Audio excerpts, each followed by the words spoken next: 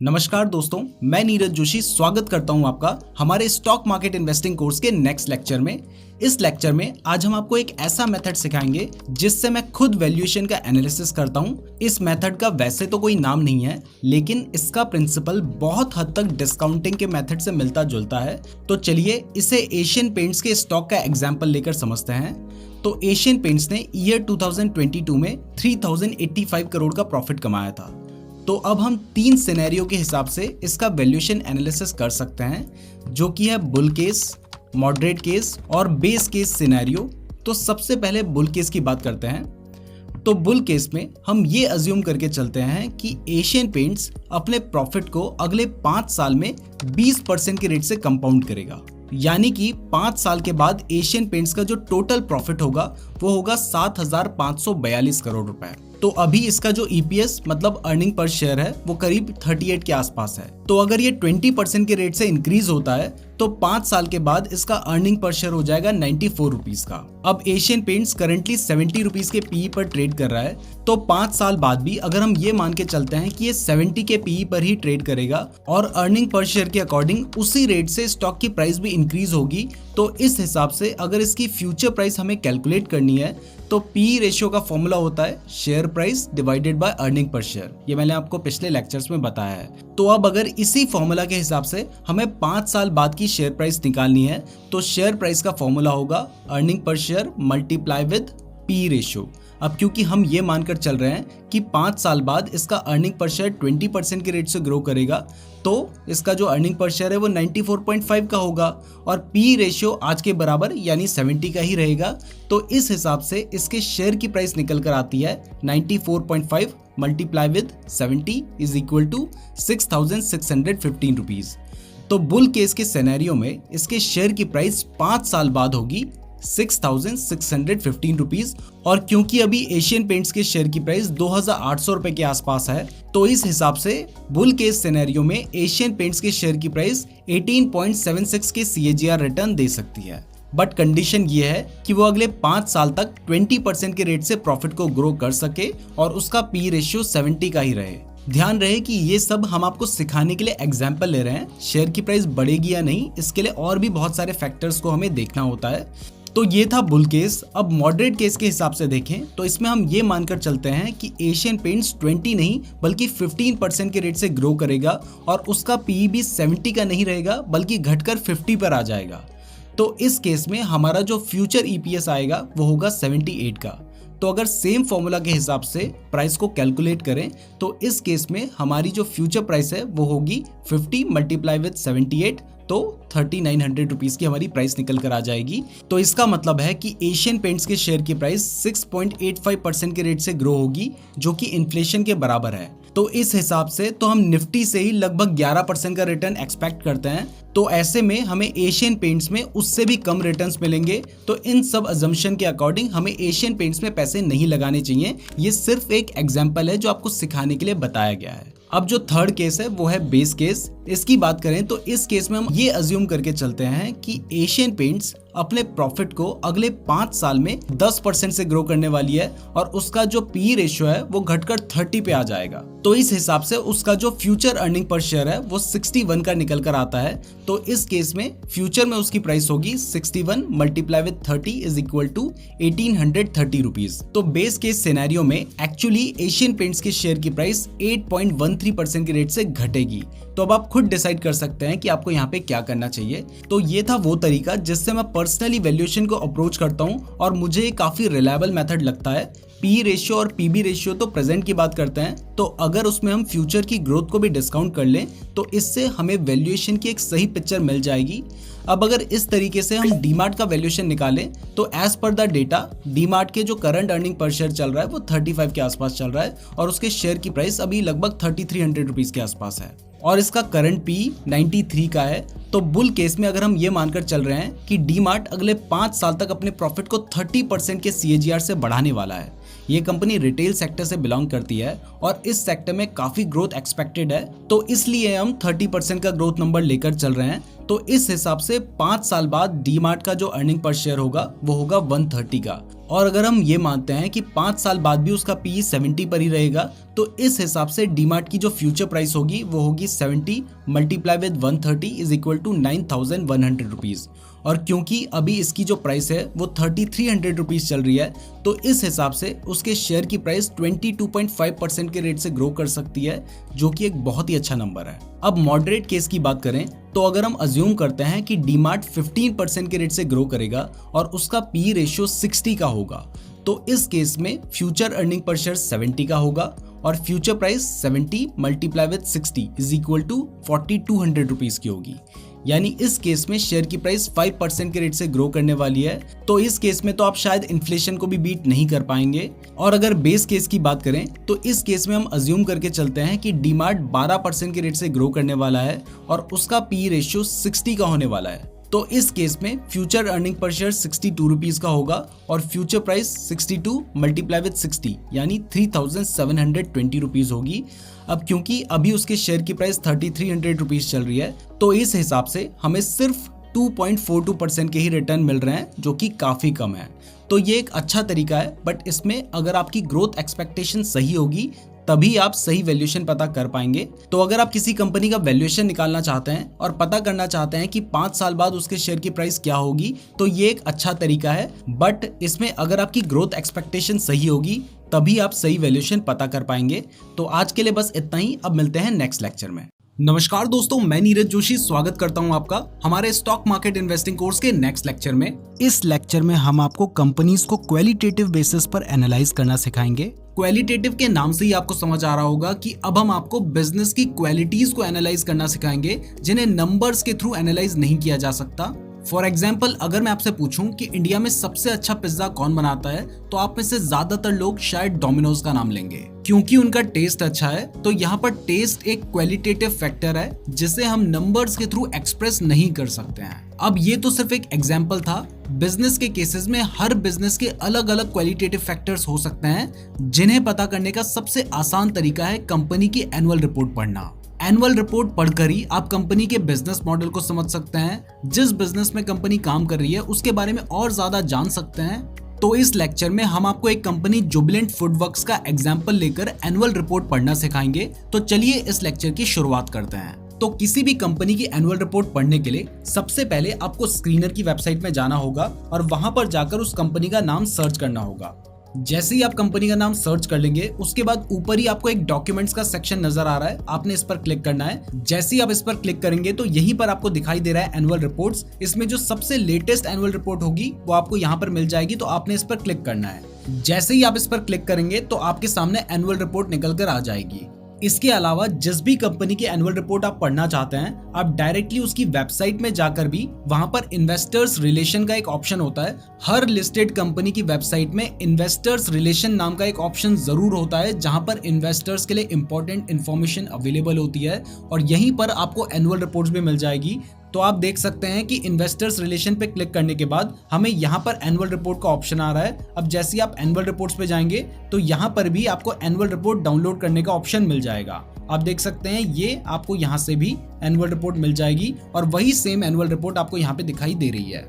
इसके अलावा अगर आप चाहें तो आप NSE BSE की वेबसाइट में जाकर भी वहां से भी कंपनी की एनुअल रिपोर्ट डाउनलोड कर सकते हैं। अब ये जो रिपोर्ट है ये जनरली 200 से 300 पेजेस की होती है और अगर इस पर्टिकुलर रिपोर्ट की बात करें तो ये 125 पेजेस की है। अब इतनी बड़ी रिपोर्ट आपको पढ़ने की जरूरत नहीं है। अगर आप पढ़ लेंगे तो अच्छी बात है, लेकिन सब कुछ आपको पढ़ने की जरूरत नहीं होती है। इसको कैसे पढ़ना है चलिए अब वो जानते हैं।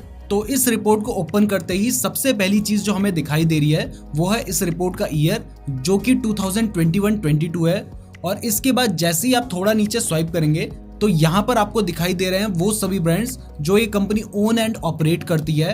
तो Jubilant 3 American brands Domino's, Dunkin और पॉपाइज को इंडिया में ऑपरेट करती है।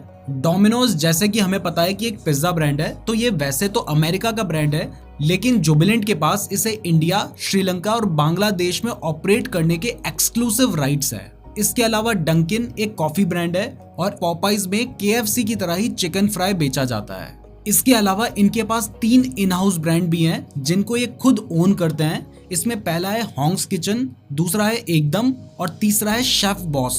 हॉन्ग्स किचन एक चाइनीज QSR है, एकदम एक बिरयानी ब्रांड है और जो शेफ बॉस है ये एक FMCG प्रोडक्ट है। इसके बारे में आप चाहें तो गूगल में भी पढ़ सकते हैं। इसके अलावा आगे भी एनुअल रिपोर्ट में इनकी डिटेल्स दी गई होती हैं। इसके बाद अगर रिपोर्ट में आगे चले तो यहाँ पर कंपनीज ने अपने हिस्टोरिक मोमेंट्स और अचीवमेंट्स को शोकेस किया है।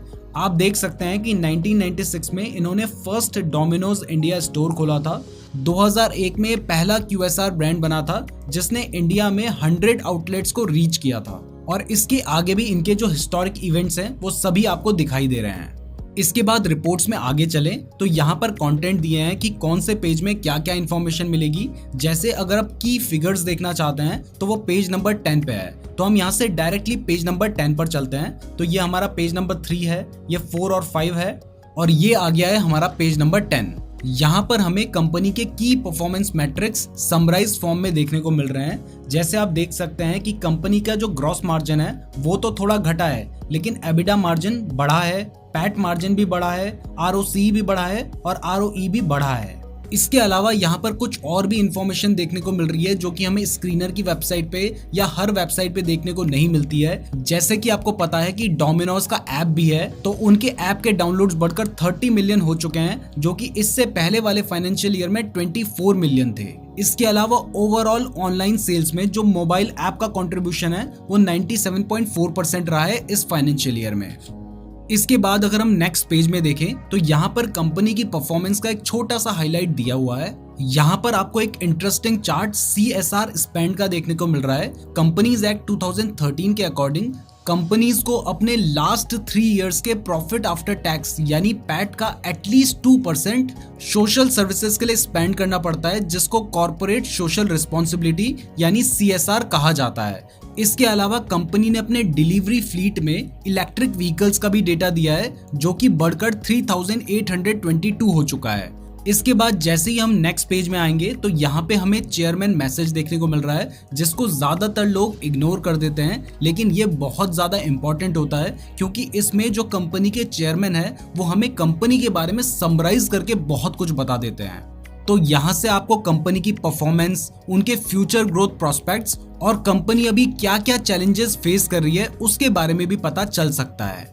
जैसे अगर हम यहाँ पर फूड इंडस्ट्री लैंडस्केप के बारे में पढ़ें तो यहाँ पे लिखा है अकॉर्डिंग टू यूरो मॉनिटर, जो इंडिया का फूड सर्विसेज मार्केट है उसकी वैल्यूएशन 2021 में $44 बिलियन थी, जो कि 2020 में जब कोरोना आया था तब घटकर $32 बिलियन हो गई थी। लेकिन ये अभी भी $58 बिलियन जो 2019 में रजिस्टर हुआ था कोरोना से पहले उससे लो है, ऐसा उन्होंने यहीं पर बता दिया है। इसके अलावा यहाँ पर यह भी लिखा है कि पेंडेमिक के चले जाने के बाद भी अभी भी अनसर्टेनिटीज बनी हुई हैं। सप्लाई चेन्स जो डिसरप्ट हुए थे वो अभी भी जुड़े नहीं हैं। ऊपर से जियोपॉलिटिकल टेंशन जैसे रशिया और यूक्रेन वॉर की वजह से रॉ मटेरियल की प्राइसेस में बढ़ोतरी देखी गई है और उससे फूड सर्विसेज भी बढ़े नहीं है। इसके अलावा इन्होंने यहाँ पर यह भी बताया है कि पेंडेमिक के टाइम पर लोगों ने घर का खाना खाने की बजाय बाहर से ज्यादा खाना ऑर्डर किया, जिससे इनकी बिजनेस में एक ग्रोथ देखने को मिली थी। इसके अलावा चेयरमैन ने बताया कि उन्हें लगता है कि टेक अवे डाइनिंग से ज्यादा चलने वाला है, जो कि इनके लिए अच्छा है क्योंकि इससे इनकी जो रेंटल कॉस्ट है, स्टाफ कॉस्ट है, इलेक्ट्रिसिटी बिल है वो बच सकता है। चेयरमैन को लगता है कि ऑर्गेनाइज्ड प्लेयर्स इस इंडस्ट्री में अब ज्यादा हावी रहने वाले हैं। अभी भी अनऑर्गेनाइज्ड प्लेयर्स जैसे जो लोकल ठेले वाले होते हैं या फिर जो लोकल शॉप्स होती हैं उनके पास 66% मार्केट शेयर है। उसमें एक शिफ्ट देखा जा रहा है, मतलब ज्यादातर लोग अब इनके ब्रांड्स की तरफ अट्रैक्ट हो रहे हैं। इसके साथ ही चेयरमैन ने अपनी फाइनेंशियल परफॉर्मेंस को भी समराइज किया है, जो कि आप चाहें तो यहाँ पर पढ़ सकते हैं। अदरवाइज हमने आपको प्रॉफिट एंड लॉस स्टेटमेंट और बैलेंस शीट पढ़ना सिखाया ही है। इसके बाद अगर हम नेक्स्ट पेज में आ जाएं तो यहाँ पर ये बताते हैं कि इस साल इन्होंने 1500 स्टोर्स को ओपन करने का माइलस्टोन क्रॉस कर दिया है। फाइनेंशियल ईयर 2022 में इन्होंने 230 नए स्टोर्स ओपन किए हैं और ये 48 नई सिटीज में भी एंटर कर चुके हैं। इसके साथ ही इन्होंने यहाँ पर अपनी 5 पिलर स्ट्रेटजी बताई है, जिससे ये अपने बिजनेस को एक्सपेंड करने जा रहे हैं। तो आप देख सकते हैं कि पहली स्ट्रेटजी ये है, सेकंड ये है, थर्ड ये है, उसके बाद फोर्थ स्ट्रेटजी ये है और यहाँ पर इनकी 5th स्ट्रेटजी है। जब आप कंपनी को एनालाइज कर रहे होंगे तो आप ये सब कुछ भी पढ़ सकते हैं। इसके बाद नेक्स्ट पेज में हमें बोर्ड ऑफ डायरेक्टर्स के नाम और उनकी फोटोग्राफ दिखाई जा रही है। फिर नेक्स्ट पेज में हम जैसे ही आते हैं तो यहाँ पर हमें एक बहुत ही इंपॉर्टेंट सेक्शन देखने को मिलता है जो कि है मैनेजमेंट डिस्कशन एंड एनालिसिस। यहाँ पर जो मैनेजमेंट है वो जिस जिस कंट्री में बिजनेस कर रहे हैं उन्होंने वहाँ की इकोनॉमिक कंडीशंस के बारे में थोड़ी सी हिंट दी है। इसके बाद नेक्स्ट पेज में एक बहुत ही अच्छा ग्राफ बना हुआ है जहाँ पर इन्होंने इंडियन फूड सर्विसेज मार्केट को एक्सप्लेन किया है। तो आप देख सकते हैं कि जो इंडियन फूड सर्विसेज मार्केट है वो 3,27,460 करोड़ का है, जिसमें से 1,10,909 करोड़ यानी जो 33.9% है वही ऑर्गेनाइज्ड है। बाकी जो बचा हुआ 66.1% है वो अनऑर्गेनाइज्ड है, जो कि 2,16,551 करोड़ का है। अनऑर्गेनाइज्ड में आपको पता है कि जो लोकल शॉप्स होती हैं उनकी बात की जा रही है, लेकिन जो ऑर्गेनाइज्ड बिजनेस है उसमें भी दो तरह के बिजनेस बताए गए हैं। एक है चेन्ड आउटलेट्स और दूसरे हैं स्टैंड अलोन आउटलेट्स। जब आप इन सब चीजों को पढ़ेंगे तो इससे आपकी जो बिजनेस के बारे में समझ है वो बहुत ज्यादा बढ़ जाएगी। इसके बाद नेक्स्ट चार्ट में जो फूड सर्विसेज मार्केट है उसे पिछले 10 साल की ग्रोथ से कंपेयर करके देखा गया है।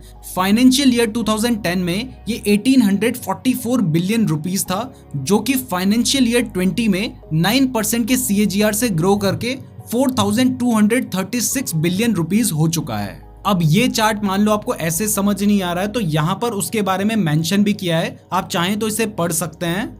इसके बाद जब हम नेक्स्ट पेज में आते हैं तो यहाँ पर इंडियन फूड सर्विस मार्केट के साइज को ग्लोबली कंपेयर किया गया है। लेफ्ट में फूड सर्विसेज पर कैपिटा है और नीचे GDP पर कैपिटा दिखाया गया है। यहाँ पर आप देखें तो इंडिया का जो साइज है वो $58 बिलियन का है, जबकि हमारा जो GDP पर कैपिटा है वो $2000 है। तो जैसे जैसे हमारी यूथ की जो इनकम है वो बढ़ती चली जाएगी, वैसे वैसे उनकी जो डिस्क्रिशनरी स्पेंडिंग है वो भी बढ़ेगी और इससे जो QSR जैसी इंडस्ट्रीज हैं उनको फायदा होगा। इसके बाद इंडस्ट्री में जो ग्रोथ ड्राइवर्स हैं उनके बारे में बताया गया है। यहाँ पर लिखा है कि जो नंबर ऑफ हाउस होल्ड्स हैं जिनकी एनुअल इनकम $5,000 से $10,000 के बीच है वो 12.5% के CAGR से ग्रो हुए हैं फाइनेंशियल ईयर 9 से फाइनेंशियल ईयर 20 के बीच में, और वो बढ़कर 132 मिलियन पहुंच चुके हैं। यहाँ पर आप देख सकते हैं कि 2009 में 36 था और बढ़कर अभी 2020 में 132 हो चुका है। इसके साथ ही ऐसे हाउस होल्ड्स जिनकी एनुअल इनकम $10,000 से $50,000 के बीच में है वो फाइनेंशियल ईयर 2009 से 2020 के बीच में 11 मिलियन से बढ़कर 95 मिलियन हो चुके हैं, और ये एक 21.7% की CAGR ग्रोथ है। इसके साथ ही इस चार्ट में आप देख सकते हैं कि इंडिया में अर्बनाइजेशन किस तरीके से बढ़ रहा है। इंडिया की जो अर्बन पॉपुलेशन है वो करंटली इंडिया की GDP में 63% कंट्रीब्यूट कर रहा है। तो जैसे जैसे अर्बन पॉपुलेशन बढ़ेगी वैसे वैसे इंडिया की GDP भी ग्रो होगी, और इनकी प्रोजेक्शंस के अकॉर्डिंग इंडिया की जो अर्बन पॉपुलेशन है वो 2020 के मुकाबले 2025 तक 37% ग्रो कर जाएगी, और फाइनेंशियल ईयर 30 तक ये इंडिया की GDP में 75% कंट्रीब्यूट करेगी। अब आप यहाँ पर सोच रहे होंगे कि इनकी एनुअल रिपोर्ट में तो अर्बनाइजेशन के बारे में और ना जाने क्या क्या इन्फॉर्मेशन दी गई है, जबकि मुझे तो जुबिलेंट फूडवर्क्स यानी जो कंपनी है उसके बारे में जानना है। तो देखो ये सारी चीजें जो कंपनी आपको बता रही है ना, ये कहीं ना कहीं कंपनी से लिंक्ड है, क्योंकि अर्बनाइजेशन से परचेजिंग पावर बढ़ती है जिससे इनका जो बिजनेस है वो ग्रो करेगा। मतलब जितना ज्यादा अर्बनाइजेशन होगा उतना ज्यादा लोगों के हाथ में पैसा आएगा और उतना ज्यादा ही उनकी परचेजिंग पावर बढ़ेगी, जिससे वो डोमिनोज और जो सिमिलर इनके ब्रांड्स हैं उनमें और ज्यादा खर्च कर पाएंगे। इसके बाद चार्ट 7 में आप देख सकते हैं कि इंडिया की जो मीडियन एज है वो बाकी सारी कंट्रीज के कंपैरिजन में कम है, जो कि इंडिया के लिए एक एडेड एडवांटेज है। इंडिया की जो मीडियन एज है वो 28.1 है, यानी इंडिया की जो पॉपुलेशन है वो यंग है, जबकि कोरिया और कनाडा की जो पॉपुलेशन है उनकी मीडियन एज 42 है, यानी वहां पर ओल्ड लोग ज्यादा रहते हैं। अब ये सब बताने के पीछे रीजन ये है कि आप जानते हैं कि ज्यादातर जो डोमिनोज या ऐसे ही किसी फूड चेन से ऑर्डर किया जाता है वो यूथ के द्वारा ही किया जाता है। तो जितना ज्यादा यूथ होगा, जितना ज्यादा उनके पास पैसा होगा, उतना ज्यादा ही वो डोमिनोज या सिमिलर ब्रांड से ऑर्डर करेंगे और उतना ज्यादा ही इस कंपनी का प्रॉफिट बढ़ेगा। तो ये सब चीजें एक दूसरे से लिंक्ड हैं, इसलिए बताई जा रही हैं। इसके बाद इनके अकॉर्डिंग इंडिया में 4G इंट्रोड्यूस होने की वजह से इनके एप्स के डाउनलोड बढ़े हैं, क्योंकि इससे लोगों के हाथ में अफोर्डेबल इंटरनेट और बेटर कवरेज है, जिससे लोग इनके ऐप के थ्रू ऑर्डर करते हैं। इसके अलावा भी इन्होंने बहुत सारे की ड्राइवर्स ऑफ ग्रोथ बताए हैं, यानी किस किस वजह से कंपनी की ग्रोथ हो रही है। आप चाहें तो इसे भी पढ़ सकते हैं। इसके बाद नेक्स्ट पेज में कॉर्पोरेट स्ट्रेटजी बताई जा रही है, जिसमें नीचे जो ये इलस्ट्रेशन दी गई है इसमें आप देख सकते हैं। वैसे तो यहाँ पर बहुत सारी इंफॉर्मेशन दी गई है जिसको आप पढ़ भी सकते हैं, बट अगर आप चार्ट को भी देखेंगे तो यहाँ पर भी काफी इंफॉर्मेशन है। जैसे फाइनेंशियल ईयर 2022 में इन्होंने 230 न्यू स्टोर्स खोले हैं, और ये जो स्टोर्स हैं इनके वो फाइनेंशियल ईयर 2021 में जो 1360 हुआ करते थे वो अभी बढ़कर 1567 हो चुके हैं। और आगे इन्होंने बताया है कि इनका मीडियम टर्म टारगेट है 3000 स्टोर्स तक पहुंचने का। इसके साथ ही इन्होंने यहाँ पर इनकी जो सिटी कवरेज है उसके बारे में बताया है, जो कि 337 है। फाइनेंशियल ईयर 2021 में ये 293 सिटीज को कवर कर रहे थे, अब ये 337 सिटीज को कवर कर रहे हैं। इसके बाद नेक्स्ट पेज में अगर हम आ जाएं तो यहाँ पर इन्होंने अपने प्रोडक्ट्स के बारे में बताया है, साथ ही ये जो अपने प्रोडक्ट्स में इनोवेशन कर रहे हैं और जो प्लेटफॉर्म में एक्सटेंशन कर रहे हैं उसके बारे में भी बताया है। जैसे फाइनेंशियल ईयर 17 में इन्होंने बर्गर पिज्जा लॉन्च किया था, फाइनेंशियल ईयर 18 में इन्होंने paneer makhani and chicken tikka pizza launch किया था, और फाइनेंशियल ईयर 22 में इन्होंने ओवरलोडेड चीज पिज्जा रेंज लॉन्च की है। इसके बाद यहाँ पर इन्होंने अपनी इंटरनेशनल ग्रोथ के बारे में बताया है। श्रीलंका में इनकी ग्रोथ किस हिसाब से हो रही है, जिसमें इन्होंने हाई इन्फ्लेशन के बारे में कुछ बताया है। बांग्लादेश में इनकी ग्रोथ किस हिसाब से हो रही है वो यहाँ पे इन्फॉर्मेशन दी गई है। यहाँ पर इन्होंने अपने प्री ऑर्डर एक्सपीरियंस के बारे में बताया है, जहाँ पर इन्होंने कहा है कि इन्होंने 1 स्टेप ऑनबोर्डिंग लॉन्च की है, और इसके साथ ही इन्होंने पोस्ट ऑर्डर एक्सपीरियंस के बारे में भी बताया है। अब इसके बाद अगर हम नेक्स्ट पेज में आ जाएं तो यहाँ पर आप देख सकते हैं कि इन्होंने अपने जो नए ब्रांड हैं उनके पोर्टफोलियो के बारे में यहाँ पे डिस्कस किया है। जैसे इनके जो फ्रेंचाइजी ब्रांड हैं डंकिन, उनके बारे में इन्होंने यहाँ पे इन्फॉर्मेशन दे रखी है।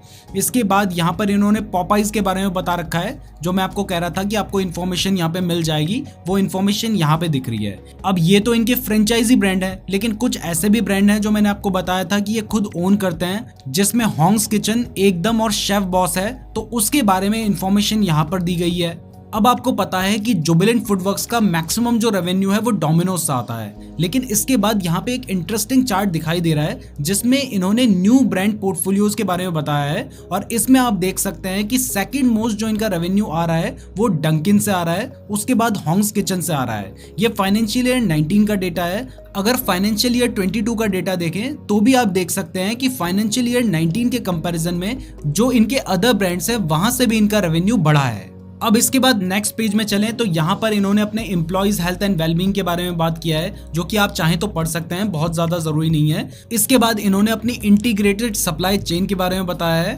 फिर इन्होंने सस्टेनेबिलिटी हाइलाइट्स के बारे में बताया है, यानी सस्टेनेबल डेवलपमेंट के लिए क्या क्या कर रहे हैं उसके बारे में इंफॉर्मेशन दी है। इसके बाद यहाँ पर प्रॉफिट एंड लॉस स्टेटमेंट दिया गया है, जिसको एनालाइज करना हम आपको ऑलरेडी सिखा चुके हैं। तो अब सीधा चलते हैं इनके की रेशियोज पे। तो यहाँ पर आप देख सकते हैं कि बहुत सारे ऐसे रेशियोज दिए गए हैं जिनको कंपनी ने एक्सप्लेन कर रखा है। मैं आपको बता दूं कि सेबी के रूल्स के अकॉर्डिंग अगर इन रेशियोज में कोई अचानक से चेंज आता है तो उसको कंपनी को सेबी को इन्फॉर्म करना होता है। जैसे आप देख सकते हैं कि इनके जो प्रॉफिटेबिलिटी रेशियोज हैं वो इंक्रीज हुए हैं, जिसके पीछे का रीजन है कि इनका रेवेन्यू और इनकी एफिशिएंसी इंप्रूव हुई है। इसके अलावा क्योंकि फाइनेंशियल ईयर 21 में इनके ऊपर कोई डेट नहीं था, तो इसलिए इनका जो इंटरेस्ट कवरेज रेशियो था वो इनएप्लीकेबल था। लेकिन फाइनेंशियल ईयर 22 में इनकी जो नीदरलैंड की सब्सिडरी है उसके लिए इन्होंने डेट लिया है, इसलिए कंसोलिडेटेड बेसिस पर अब आपको बैलेंस शीट में डेट दिखाई दे रहा है। अब इसके बाद देखो, अगर आपको रेशियो समझ नहीं आते हैं तो यहाँ पे एक्सप्लेनेशन ऑफ रेशियो भी दिया गया है कि उन्हें किस तरीके से कैलकुलेट किया गया है। अब इसके बाद नेक्स्ट कंपनी ने कहां पर इक्विटी स्टेक खरीदा है उसके बारे में यहाँ पर इंफॉर्मेशन दी गई है।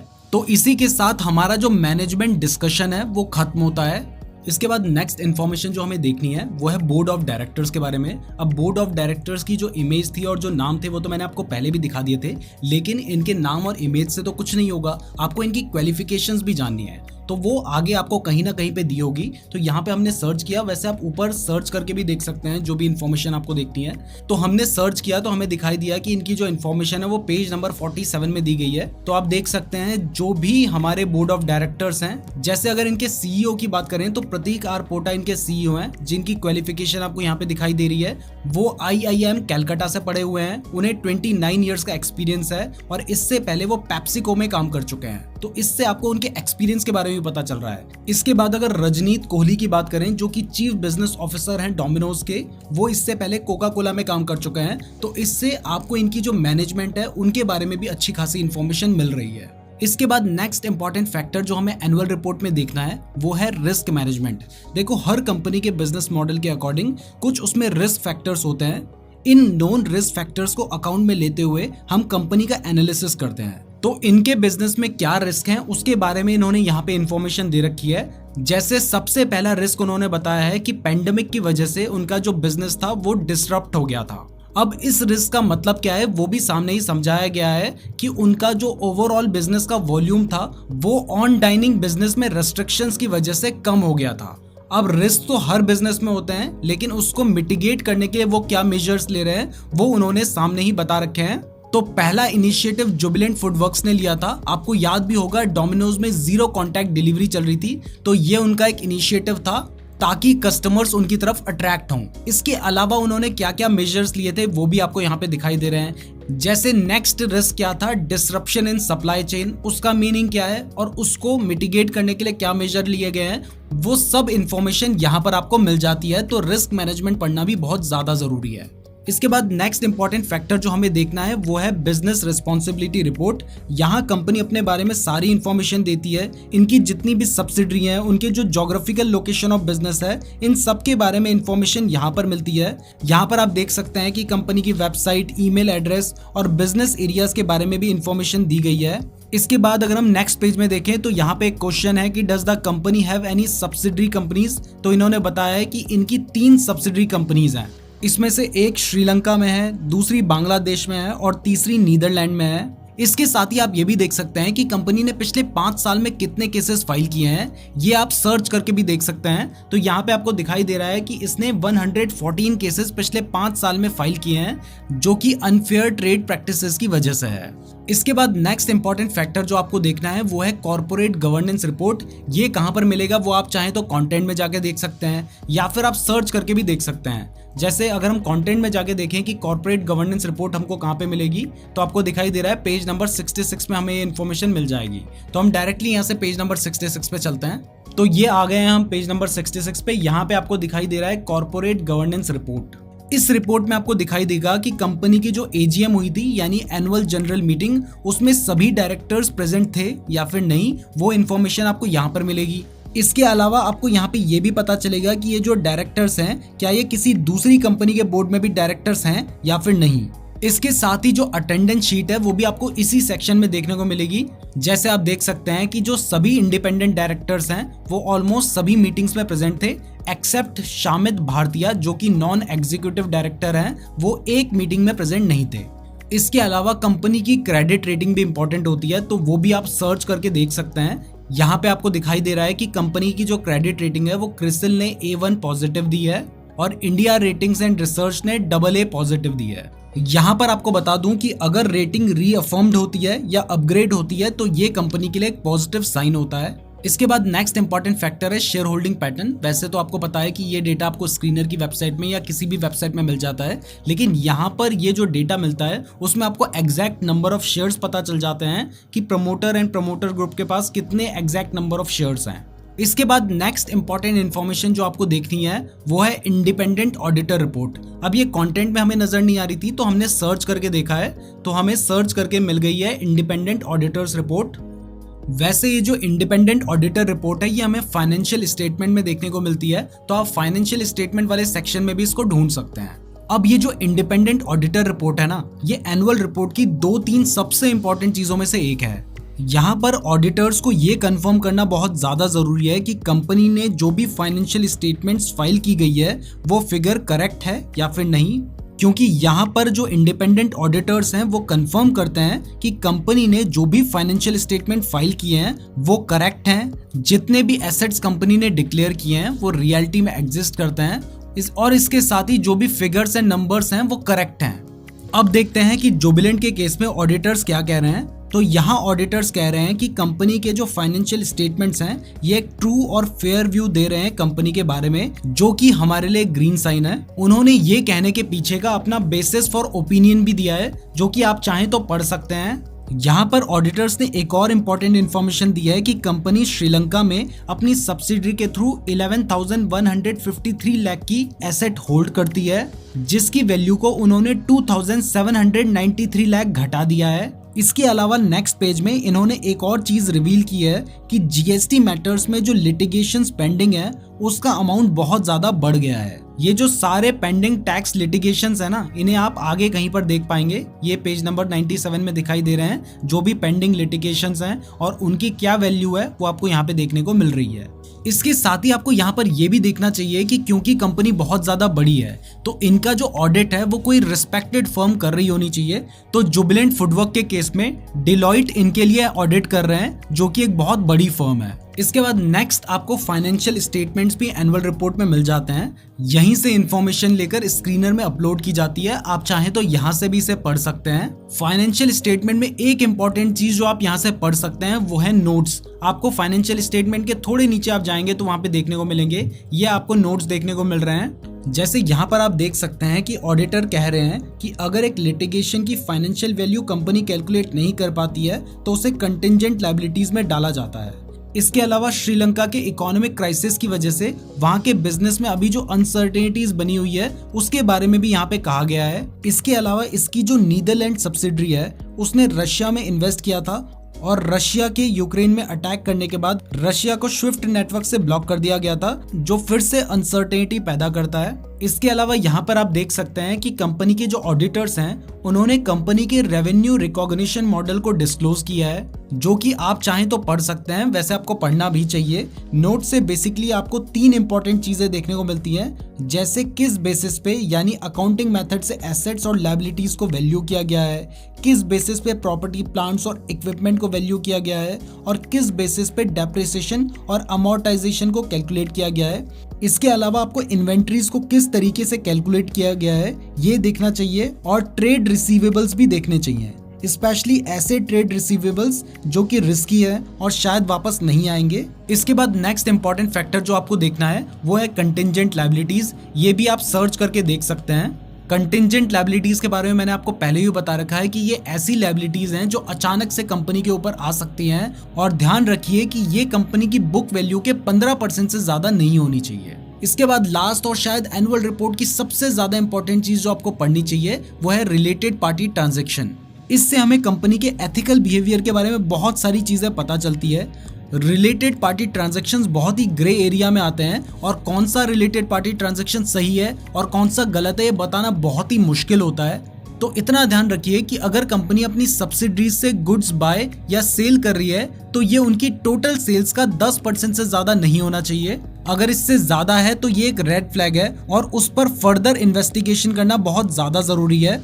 यहाँ पर सबसे पहले कंपनी रिलेटेड पार्टीज के नाम और उसके साथ की रिलेशनशिप को डिस्क्राइब करते हैं, जो कि आप देख सकते हैं। इसके अलावा रिलेटेड पार्टी ट्रांजैक्शन में आपको डायरेक्टर्स की सिटिंग फीस भी डिस्क्लोज की जाती है, जो कि आप पढ़ सकते हैं। तो दोस्तों वैसे तो पूरी एनुअल रिपोर्ट बहुत ज्यादा इंपॉर्टेंट होती है, लेकिन अगर आप ये सारी इन्फॉर्मेशन भी एनुअल रिपोर्ट में पढ़ लेते हैं तो इससे आप कंपनी के बारे में बहुत ज्यादा इंपॉर्टेंट इन्फॉर्मेशन को जान सकते हैं। तो आज के लेक्चर के लिए बस इतना ही, अब मिलते हैं नेक्स्ट लेक्चर में। नमस्कार दोस्तों, मैं नीरज जोशी स्वागत करता हूं आपका हमारे स्टॉक मार्केट इन्वेस्टिंग कोर्स के नेक्स्ट लेक्चर में। अगर आपसे कोई अननोन पर्सन पैसे मांगे ये बोलकर कि मैं 1 साल में अपने बिजनेस से पैसा डबल करके आपको लौटा दूंगा, तो क्या आप उसे ऐसे ही पैसा दोगे? ज्यादातर केस में आप नहीं दोगे। आप पहले